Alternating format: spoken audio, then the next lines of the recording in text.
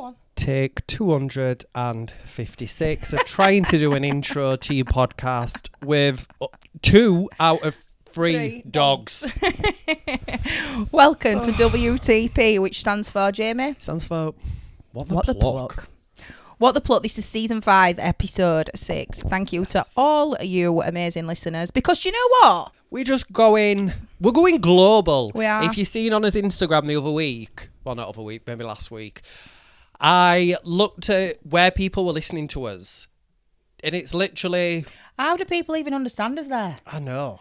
People in England don't understand us. I was going to say, surely like people even from like down south will not even know what we're saying. Australia, literally so many different places. Yeah. So basically we're global celebrities now. Yeah. Yes, Mom, I made it. We are. Anyway, speaking of global celebrities and how we made it, we're going to do a little episode on the past, present and future because this has been a requested episode for quite a while from you guys saying that you want to know all about how we got into this, our stories and our journeys. We have actually done this episode before or a version of it. Yeah, I think we did a version. Season 2 or something? I think it was season 1. Were it season 1? We were very new. Very new. Probably a bit shy, which is hard to imagine us too shy. Yeah. And yeah, now we're just in this bad bitch area and we're going to say it how it is. So if you did not, and not only that, we've got like loads of new listeners now. Yeah. And like more globally. I can say that. So we're going to basically brag us asses off for the next 45 minutes. So if you don't want to hear it, turn off, look. Are you ready? Let's get into it. I think before we get into it, I think this episode will be really good for, I know that we have listeners who are thinking of coming into the beauty industry or are like studying it at college from our DMs. Mm-hmm. So I feel like this will be really good for them to kind of have a little glimpse into how our journey was. Not everyone's journey is the same. No, they're not. But it just shows you. Can be done. And you can, we've all been sat there on training courses even ourselves. Yes. So, yeah, it's inspirational for some people, I would like to think. Yeah. Yeah. Yeah. Now we're global celebrities. Who's going first? You. Let's go you. Me. Go on then. Pretty's first. Yeah. So. Tell me, what job did you want to be when you were young? I had no idea. At all. And I think it's really strange that at 15, 16 years old, when you leave school, I was 15, you then have to make a choice of what you want to study or what you want to do career-wise. I don't know, I'm just 15. For the rest of your life, yeah. I want to go to the park with my mates and drink 2 litre of cider. Wow, crazy. Do you know what I mean? Like, and it vapes were weren't bonkers. a thing then, so we used to have proper fags. It were just bonkers. And my first ever job was McDonald's. Really? Yeah. Is that the McDonald's that you used to turn in hungover and stuff like that? Too? So my auntie was the manager, and I got a job, and I just used to go out, get wrecked, get home at 5 o'clock, get in the shower, put my MacD's uniform on, and go to work for 6. But I used to go to sleep on top shelf at stockroom and all sorts. I was a right little dick. Oh my God. Yeah. But yeah, my first job was McDonald's, and I am as a person very money motivated. I've changed a bit recently, but you'll know this. I used to say I will do anything for money. Anything. Money to me. We might want to cut that bit out. Why? I would. Money can't buy your happiness. It can. So, but that's coming from me who is very money motivated. Do you know what I mean? So I just wanted to work to make money. And then I had a couple of different jobs. I worked abroad, which I'm so glad I did because it taught me so much. Like I still lived at home before that. All my friends had gone to uni or had apartments and stuff. I was still at home. And then I booked myself a one-way flight and a hotel for 2 weeks and just left. Wow. Yeah. That's scary, kind of. I couldn't do it now. No, petrified. Oh my when God, you're younger, no. though, you don't have no fear, do you? Yeah, I just went. Didn't know a single person. And just went. So, got a job abroad. Absolutely loved it. The wildest, craziest time of my life. Came back and I was still just like, I don't know what to do. So I'd get a retail job or a bar job. I'd save some money. I'd go back abroad to the same bar that I worked in and they'd have me back like that. And I did that probably for like 2 years. And then I can remember I came back and I was just like, I need to sort my shit out because I can't keep doing this. And were you just spending that money that you were just saving anyway? Yes, I'd come back for maybe like a month, 2 months, work non-stop. I used to work a day job and a bar job and I'd just work, save up some money and then I'd go back. Yeah. And then I'd be like, I knew people there then, so I could stay with them. I had some money and you were obviously earning money while you were there. And yeah, I came back and I was like, I need to do something. And a friend at the time said to me, we've got a sales job going at HD. Did you know what HD were at that point? No. Right. No. Do you want to come and apply? I know you want a job. So I was like, yeah, I'll go. When got the job, I don't know how. Because I'm awful at interviews. Well, it might be because you're pretty. When people are like, what can you bring to this role? Me. What do you mean, what can I bring? I'll turn up on time and go home on time. What? I don't know. I just think they're so awkward. So I got the job, worked in sales, obviously learnt about HD brows, and I was kind of getting into like the beauty industry as such. I mean, before that, I used to like go get my brows done, like hair, spray tans and stuff, or fake tan, but I weren't kind of wanting to be in the beauty industry. It just didn't seem appealing to me. I'd never really thought about it. And then I were really bad at sales. Right. Really bad. We said this before, like if I go into a shop and people are trying to push something, it puts me off, so I'll just leave. Yeah. And you don't want to be that. You don't want to be that person that's pushing that stuff on other people. Yeah. And back in the day, training for HD were over £1,000, and I were on phones trying to sell it. And if they were like, "Oh, I just can't afford it," I'd be like, "All right, no problems. I'll put a note on your account. You'll not get no more calls." Yeah. I'm like, she just told me she can't afford it. Yeah. So why would I ring her back? Yeah. So I got sat down and they were basically like, "This isn't working." I said, "I know." Oh God. I know, Linda. But they said, "We don't want to lose you as a member of staff. Have you ever thought about going into like the training side or like doing treatments and stuff?" And I was like, "Well, no," but in my head I was thinking, if I don't say I've not got a job. Yeah. And I'm money motivated. So you lied. For money. So yeah. Oh, I'd love to do this treatment. I just needed a job. It's all the secrets are coming out now, Linda. I've only had 2 sips of beer. Yeah, so they were like, "Do you know, have you thought about training and all of this?" And I was like, "Yeah, go on then." So I did probably about 6 months intense training. I was kind of observing classes, but then also anyone who's been on HD training will understand like the homework parts and all of that. I was having to do that just constantly to try and improve. Yeah. They would get me models in until I was at a level where they felt I was good. And then I also did like my teaching qual as well. And I didn't know. I can remember the first time I had to get up and do a section of the PowerPoint. Oh God, that PowerPoint. Yeah. In front of like a class of 12, probably 14. There were always a couple of extras. And I just thought, I can't do this. No. I was stumbling over my words. Oh, it were awful. How nerve-wracking is that PowerPoint? Yeah. To begin with, yeah. We got to a point, and we'll cover it later on. I didn't even have to turn around and look at the screen. I knew it. But yeah, I can remember the first time I was like, "Oh, I don't think this is for me." Like, I'm so nervous. Yeah. But then I really got into it. And it was just really weird because I'd never thought about being in the beauty industry, let alone teach it. Yeah. Yeah. And I was just a bit like, whoa, I'm teaching these people how to do it. Yeah, and you suddenly were in something that you were like passionate about. Yeah. Yeah. And I always say that was, I mean, I'm still employed by them now, but I never really knew what I was doing or what I wanted to do until I started teaching. Yeah. And then I was like, this is what I need to do. Yeah.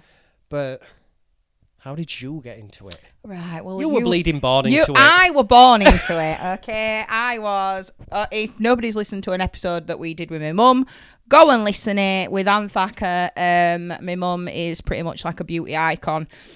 She were a hairdresser, so I have been born into hair and beauty industry. And whenever anybody ever asked me at school, what do you want to do when you're older? What job do you want to do? I said, I want to do anything but work for my mum. Yeah, no offence, mum, but I just didn't. I didn't want to do anything to do with hair and beauty. I thought it were quite cliche, and I just thought, nah, I've been born into this. I don't really want to do it. So I actually wanted to be in the police or a funeral director. I know, crazy, mental. But, I mean, can you imagine me locking people up? Come on. I just can't imagine having no eyebrows done or nails done or anything like that. Do you know what I mean? I'd be more concerned if I turned up and you were funeral director. Oh, right. Anyway, well, I think I would do quite a good job, actually. And I mean, you know, I would go completely one aspect to another. I wouldn't have to speak to anybody, would I? At all. Let's face it. And in this job that I'm in, I do speak to a lot of people. So that's what I wanted to do. And I kind of wanted to be police, but because I was like 16, it is a massive thing to try and decide what you want to do for the rest of your life. So my mum did say to me, you know, just do beauty just to fall back on. And we're here. We're still falling back on it, darling. So this sounds really big-headed, but I think that some people, in fact, I'm not even bothered if it sounds big-headed. I'm going to go for it. Right. I were really good. What? Beauty. Oh, yeah. I just suddenly some people have a flair for it and an eye for it. 100%. And because I do, that sounds really, really big-headed, but you can almost tell when somebody walks through a door. I can tell when people come for interviews who's going to be good and who's not. We used to say it, I don't know, we're going to go on to training, we're jumping ahead, but we used to teach at the same time, and we used to say, she's going to be really good at her. Yeah. Some people, you can just see that they've got a natural flair, and it's not to say that everybody else can't be good. Yeah. You might just have to put in a bit more work than somebody else who's got that natural. What it is that you see in somebody and you think you're going to do it, you're going to be good. I were kind of like, I think it was because I'd been born into it, but I were like, I naturally knew what were good and what weren't, and what standard were good. And I've been around it, so I did it. I used to go to college, and then till 5, and I used to go to salon and work till 8. So I had a bit of an upper hand on everybody because my mum had salons. My mum had like 3 salons. I was going and working in them whenever I weren't at college, so I did have an upper hand on it, really. I started working in salon, got my own clientele, etc. I've done every form of training that you can ever imagine because my mum invested a lot of money into me. Thank you, mum. And then I used to go to these beauty shows, and I was obsessed with the glamour, because if you ever went to a beauty show years ago, HD Brows was the stand. It was amazing. The outfits that they wore, because they would have like a big group of trainers that would be all lined in a row with this massive chandelier. You were almost in fear to step on the stand. Well, I were, because obviously you worked for them, so you didn't know. But like I were in fear to step on that stand because they all looked unbelievable. They were all dressed like pin-up girls, like high heels, and they just looked amazing. They looked like people that you would never think would do eyebrows. Yeah. They did not look like beauty therapists at all. No. They looked like this is the in crowd. A little bit like years and years ago, I used to get that feeling when I used to go in MAC. Yeah. Can you remember that? MAC used to be the place that you wanted to be. Yeah. MAC, if you wanted to work for any makeup thing, it was MAC. Yeah. This, if you wanted to work for anybody in beauty industry, it was HD Brows. HD Brows. It was the shit. So I were even in fear to even step on the stand and have a look. But I were having a look, and I do remember turning around. I've said this before. I do remember turning around and saying to my mum, oh, I'd love to do that. I'd love to be like on this stand. And my mum says, well, why can't you? And I was like, well, I don't know. She went, well, why can't you be a trainer? And I went, I don't know, mum. So my mum went straight up to the top and said she wants to be a trainer. So they just went, yeah, no problem. She went, yeah, no problem, send some pictures in. And I sent some pictures of me working and they rang me up and were like, yeah, come in. I absolutely shit myself. I was scared to death of going in that place because I thought, oh my God, I'm actually going to be a trainer. And then suddenly, because I hate anything, this sounds really bad as well, but I hate anything like educational. It bores the life out of me. Honestly, it does. You know, like some people are, and there is a specific word for this. Some people are more like visual learners, and other people can read a book and understand it. Yeah. I need to see it. But that is probably 99% of our industry. Oh God, anything we need to see and touch. Honest to God. Oh, I skipped a bit actually. While I were at college, they came in and wanted me to go on. They asked me if I wanted to go on a cruise ship. And do beauty on a cruise ship. And I was like, nah. There were only 2 girls that were picked out of the whole year. One of the other girl went on it. I didn't. I was like, nah, I don't want to be away from home. And then they came back and asked me. One of the tutors came back into our salon and asked me if I wanted to become a trainer for college. I was like, are you joking? I actually said to her, I was like, miss, I absolutely hated every single minute that I was there. Like, I said, I hated it. I couldn't wait till... bitch. I were, yeah. They just were laughing. They were like, well... And I just went, I hated every single minute that I were at college. I never, ever want to go back in that place ever again. So I just couldn't wait to leave. I couldn't wait to get my education. I couldn't wait to get my qualification and get out and earn money. And that's what I did. And, yeah, being a trainer for me, I can't believe that I took to it so fast because I hate anything to do with like paperwork, anything like that. Yeah. Even though saying that on every training class, I did always say, I'll do a demo. Can you remember? We used to have either a demo bit or a PowerPoint bit. 9 times out of 10, if you were in a training course that I were teaching, I were doing demo. And I used to like doing PowerPoint because I could put on like a bit of a show. Mm-hmm. Yeah. Yeah. How nerve-wracking is that PowerPoint though? Getting into that and standing up in front, training to me. Oh God, I remember my I remember my first time doing that PowerPoint, and I remember who were watching me, and yeah, just not nice. It was just awful. Intense. When I tell you the people after we get off this podcast, you will understand why it were intense. You know exactly who they are. Yeah, exactly. 3 guesses who they are. But it were just so intense, and I think like I hate environments like that. Like I hate like when we used to do training. I hate the whole right. Tell us who you are and about yourself. I hate it. Yeah. I hate that. And I hate... now I don't really, because obviously if I went on a training course now, it's fine. Yeah. Like, but I used to really feel for the girls doing that. Because it is hard to talk about yourself. I mean, look at us. We're really struggling. But, yeah, these environments that we're put in, like, it really made, like, training for me be like an actress, like an acting thing. Yeah, that's what I like. I used to like doing the PowerPoint because I'd put on this kind of, not a show, but I would always have fun with it. Yeah. People used to do it and be a bit more serious, and I'd think they're falling asleep. Yeah, or I am at least. I like to, I like try to keep them engaged and something a bit fun and get a couple of giggles and stuff. But it is, and then like my class would then go to Harriet for the demo. For an hour, and then I would just sit and just be like, right, let me just recharge my batteries because I've got to go back in there in an hour and give it. Do you know what I mean? Yeah. But I think training as well helped us meet so many different like types and styles of people that are in this industry.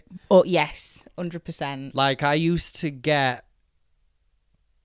I don't know, you can just tell when you don't bond with certain students. I used to get a lot, one because I was young.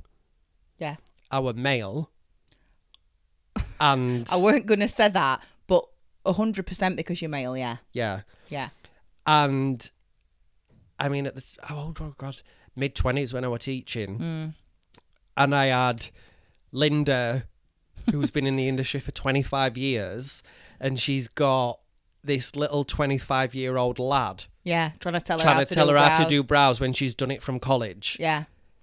That was probably the hardest part for me. Yeah. Trying to teach. And I can remember I used to always say, like, I'm not trying to take anything away from what you've currently done. I'm just showing you what we do. This is a HD way, like, this is what you've invested in. I'm just trying to share it with you. Yeah, yeah. But sometimes they could be so cold and just like... hard work.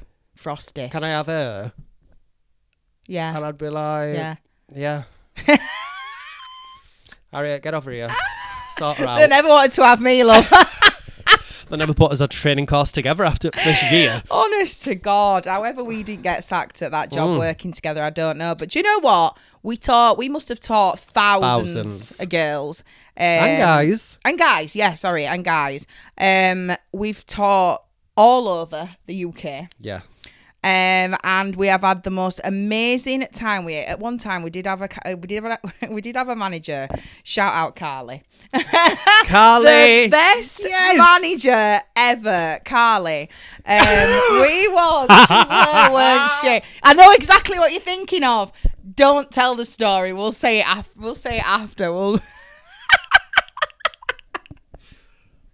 Anyway, we had the best time with her being our manager. She used to sit us down and say to us, listen, I'm going to send you both on this job because you're really, really good at your jobs.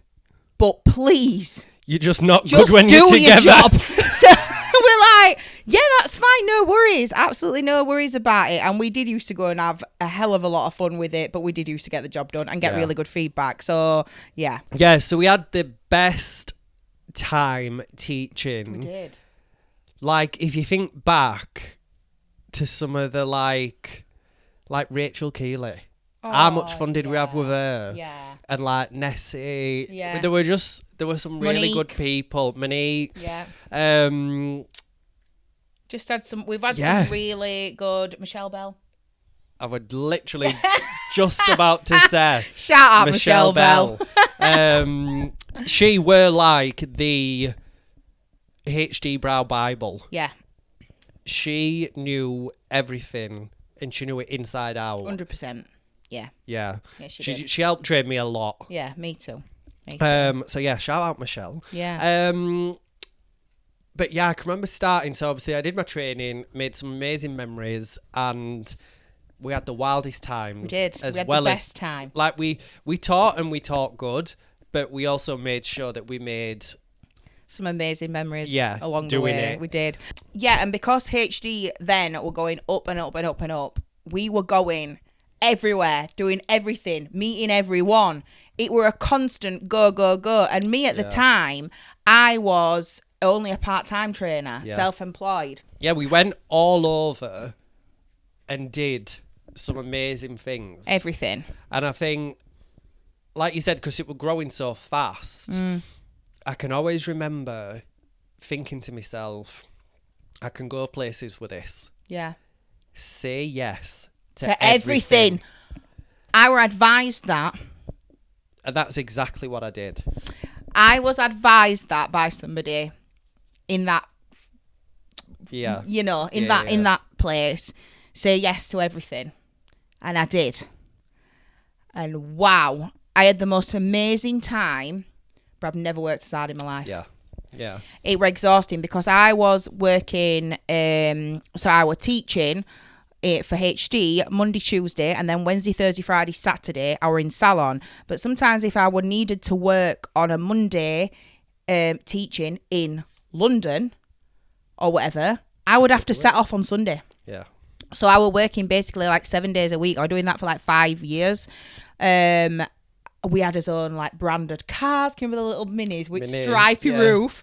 Branded cars. It were great. We were always, and you know what? Everybody who were in that were all doing the same thing. We were like little roadies going everywhere and just like changing the world one set of brows at a time.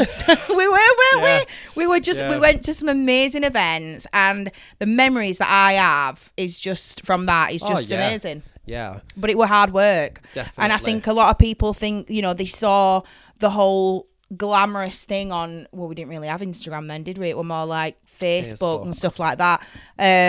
Everybody saw this glamorous life that we were leading, but really we were tired. We were tired. And I've had a lot of this over the years, because I went from not being in the beauty industry, doing 6-month intense training with HD and becoming a trainer, doing my teaching qual, and then saying yes to everything and working my way to becoming HD Brow's head stylist. Yeah. Yeah. And I don't think there were one person that liked that. No. Other than you. But apart from me, what number one who fan? Who liked that I got to that. And I was like, I've had it for years, but... And it's what you're saying, people see the glamour on Facebook or Instagram, but I'm like, that's that were a 5-second picture. Yeah, you didn't see what it took to get there. That I was up at 5, trained to London, I worked an event, and then I flew up to Glasgow. I worked the beauty show all weekend, came back, and then I had to go back down to London to teach class of 2. Yeah, exactly. You don't see the hard work that goes into it. You just see, Jamie's going to MTV Awards again. Yeah. Well, yeah, because I put the bloody work in. Yeah, exactly. Yeah, and when we were at, we'll get on to what we've done and stuff like that. But when we were there, we worked 17 hours that day. Yeah, worked, not up. Worked 17 hours that day. You know you're knackered. Yeah. When you turn down going to the after parties of Rita Ora. Say no more. Say no more. So yeah, training, I feel like we've covered that. We had a fantastic time, and I do feel like, especially because obviously me and you don't teach it, well, none of us teach anymore, but we'll always look back on them amazing memories and be like, oh my God, can you remember when? Yeah. And can you remember this? Can we just say something that we've not said on this episode, and I'm pretty sure that a lot of our listeners already know, but that's how me and Jamie met. Yeah. And I weren't going to go into it. Right. I thought, I don't want to be negative. But we hated each other. Yeah. Couldn't stand her. I couldn't stand him. I thought he's a little bitch and I'm keeping away from him. And I thought, who does she think she is? And then we had one mincing in here. Trying to take her out. Well, no. Anyway, we had one night out and then we've been best friends ever since. And now it's me and him against the world.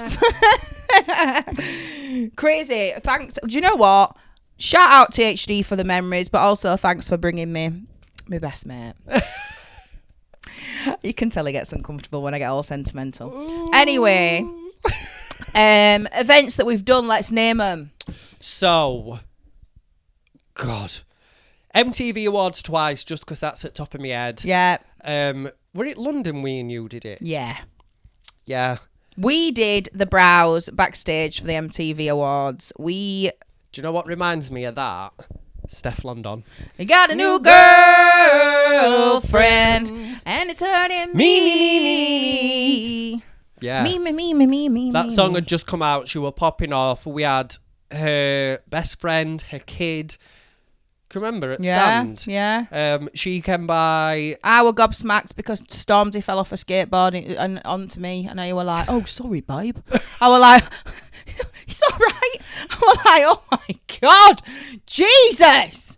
Just weren't expecting what I was seeing. But you know what? After we got there, right, we're working backstage, and after we got there, it was just normal after a couple of days to see. I don't know. Rita Ora walking past you or whatever. Nicki Minaj. No, I weren't there. That one. Sorry. No, right. Well, thanks for just rubbing that in, but I weren't there at that one. Yeah. The people that we see is Camila Cabello, Kesha, Demi Lovato. Who were her boyfriend? Kylie Jenner's boyfriend. Travis Scott. Yeah. You were there, wasn't he? Yeah. Because I was like, James Bay. I love James Bay. Jamie didn't know we were, but I love him. Just loads and loads of people. Eminem were there. Right, I didn't see Eminem. Sorry, I was talking to his drummer, right? Yeah. But as soon as I walked past Eminem's dressing room, I thought, if he opens that door and comes out of there, I will stop, drop, and roll. I will literally hit the floor. Dropped dead. Stone dead. She died. Yeah, she died. We have done Dancing on Ice. Jamie still does Dancing on Ice. By the time this comes out, I'll have just done the final. Oh, is that Strictly? Strictly. Do that and all. Strictly tour. Yeah. I went off and did a couple of jobs privately. She did. And when I tell you I did... I Go on, tell the story. I remember this because I was working in a salon and you rang me and said, you're never going to believe where I'm driving to. I said, well, can you make it quick because my next client's due in? So Harriet rang me and she was like, I'm off to go do treatments for Spice Girls. Bearing in mind, we'd just been seeing week before. Yeah, we had. And I was like, right, well, if they offer you tickets, you get two. Yeah. I'm cancelling all my clients and I'm bombing through to Manchester. I remember when I got the call, actually, and they said to me, can you come to Manchester tomorrow? And I was like, yes. I thought, I'm pretty sure that all my clients will understand. They will understand. And you know what they did? And if not tough, I'm going. Absolutely did. And if not, right, I'm leaving this job. Right, yeah.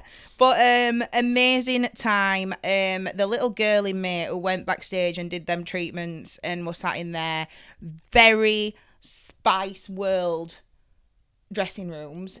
The little girl in me was so proud of myself because I thought, yeah, go on, Harriet. Yeah, go on, and when girl. I was sat in the stadium watching them do their sound check and stuff like that, yeah, I was proud of myself. I gave myself a good tap on back. I thought, go on, girl. Go on. Yeah. But we have done like so many stuff. I feel like we've probably done so much stuff that we can't even really remember most of what we've done. Dancing on Ice is a big one that we did. We did the tour together, not the tour, the show together, the season where Frenchie were on. Yes. Frenchie, like the moments that we've had, like Frenchie showing me and Jamie the actual pink lady's jacket, the real one from the show, from the film, her original jacket. Frenchie speaking to Jamie's nan on the phone, like people. I'll come in after. Yeah, it's me. Yeah. No, I'm so happy that you enjoy it. I hope to meet you. You're gonna come see our show? Oh, well, I invite you. You're invited. It's anytime you want to come, okay? Okay, hope to meet you, dear. Like people, just iconic people that you meet along the way. My first big job were for the wedding, Ant and Dec. It were for their Dec's wedding. That were a big, oh my God, moment. I worked on The Voice, backstage doing treatments for a judge. I'll not say who it is, will I am. So just amazing stuff that we've done. You still work on Strictly, don't you? And Dancing on Ice? Strictly Dancing on Ice. So when this comes out, I'll have just done the final. Amazing. Yeah. Worked at MTV Awards, like we've said. We've done endless amounts of photo shoots. Yes. Endless amounts of photo shoots. And been all over. Met shitloads of hot models that make you feel absolutely crap about yourself. But had a great time along the way. I think for the past, God knows how many campaigns for HD, I've done the brows, you've done makeup. Yeah. And I think that just goes to prove, say yes. If you're listening to this and you want to start doing stuff like what we've done. So yeah. We had some help, and I'll give it to HD, obviously. A lot of these opportunities, we were representing the brand. Yeah. But say yes to everything. Yeah. Because it does pay off. Because we put blood, sweat and tears into saying yes and travelling up and down the country to teach a handful of students and travelling and staying in service stations. Oh God. We've stayed everywhere. We've slept in the car one way to places. We've just been like, yeah, it has paid off 100%. And would I do it all over again? Absolutely. Yeah. In a heartbeat. I would not take anything back.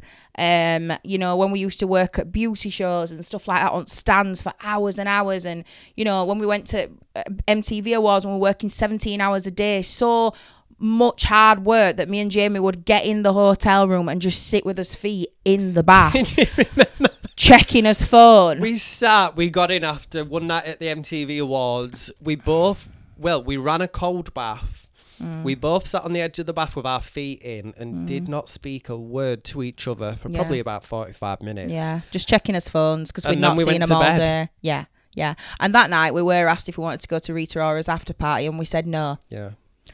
And then we always look back on that moment and think, what? Why did we do that? But we physically couldn't. I once were asked to go to a party as well, which loads and loads of models were there. And like one of these guy models that asked me to go, they were like, "Do you want to come to this party? It's basically for models only." And I was like, "What? Now I'm going to turn up."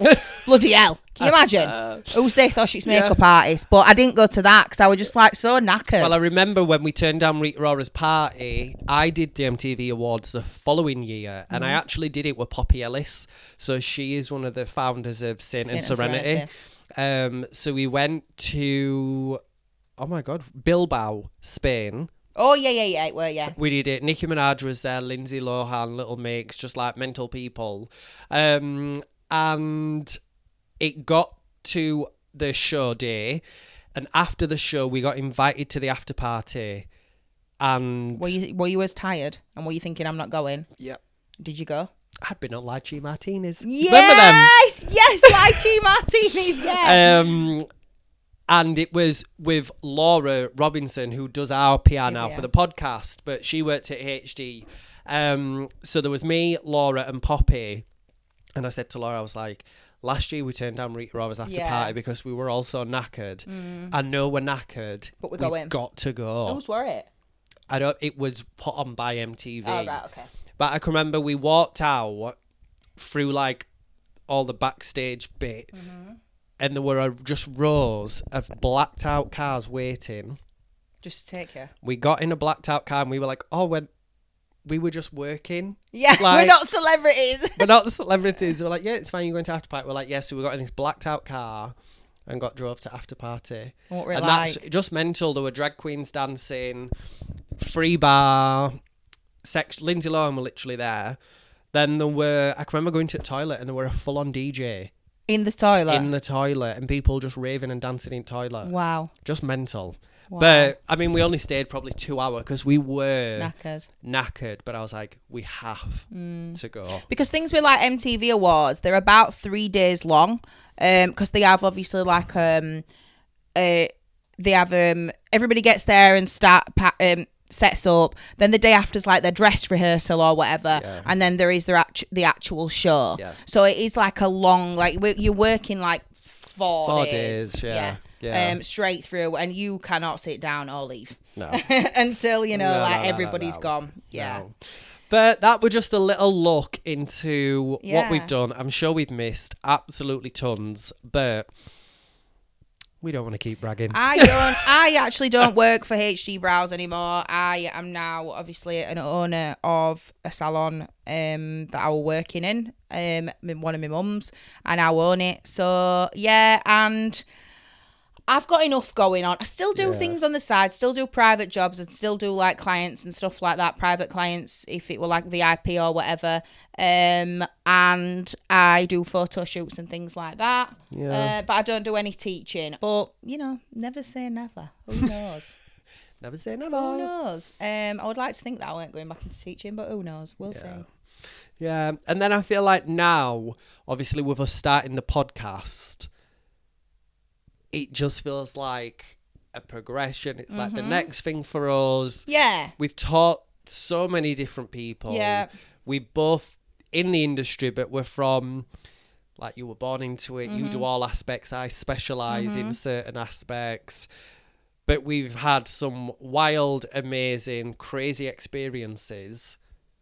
And we just love to chat. I'm going to do something completely off the bat. Go on. Okay, give somebody who's listening to this 3 tips when they're getting into this industry to be successful. Give them 3.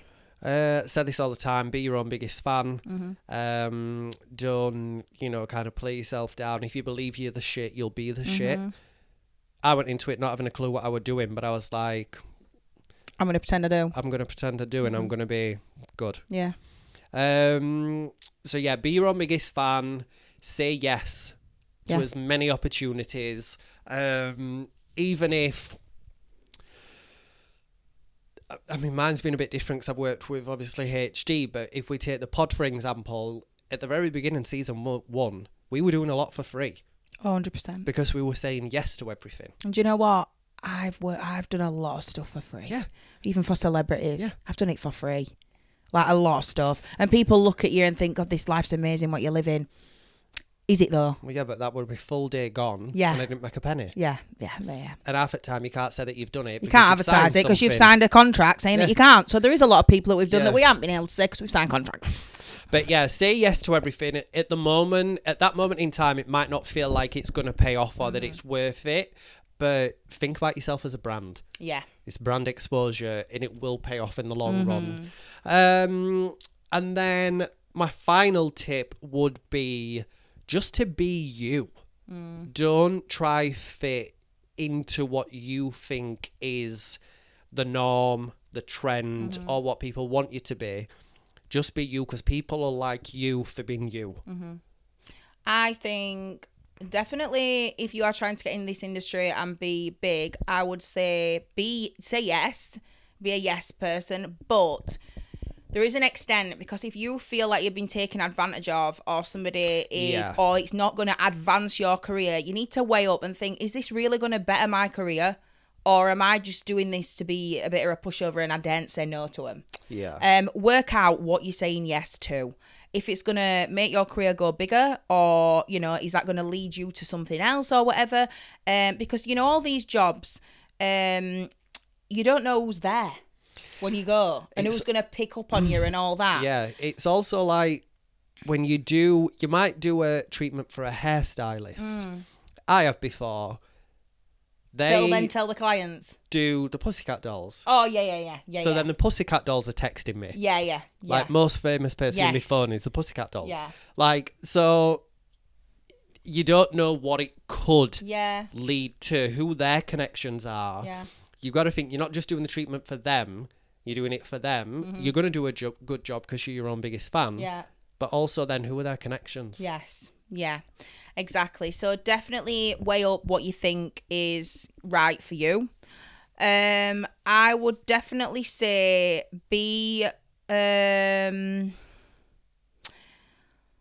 I think you could get 100 good comments.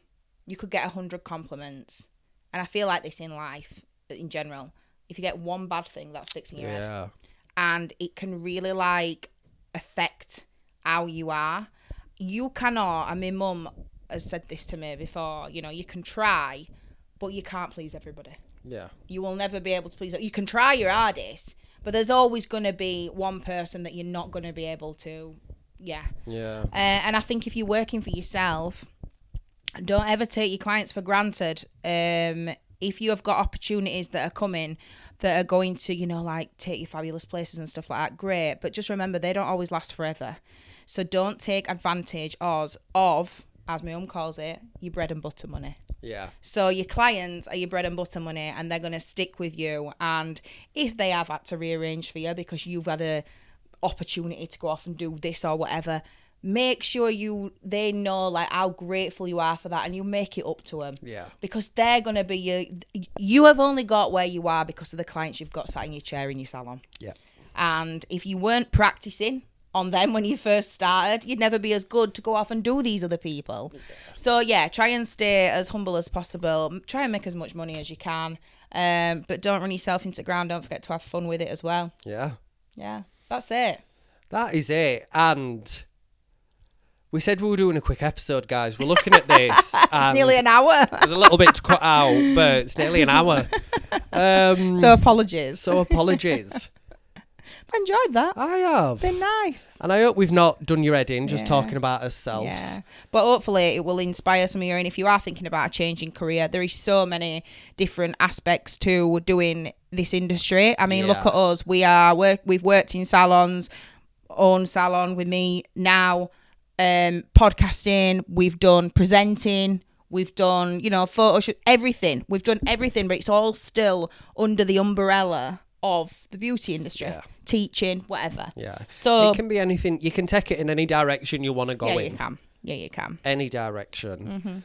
But guys, thank you so much for listening to Thanks us. for tuning in. Yeah. We are skipping Dilemma of the Week, in case you are wondering. And the reason being is this episode is already bloody long enough. It is. And we have got a horror stories coming up episode. So we will be sharing all your horror stories and a few dilemmas in there. Yeah. Might And if as you're well. still listening, congratulations. You've made it through. You've made it this far. Please remember to subscribe on YouTube and like and share and tag. Do whatever you do. And just reply to us comments when we're asking them. Yeah. And don't forget, guys, leaving us a review on Spotify, Apple Music, all of that really does help us. So please, please, please, if you've not already, make sure that you do that if you're listening to this episode. And that's us being complete begs. Yeah. Have a great week and stay booked, busy, and blessed. Bye.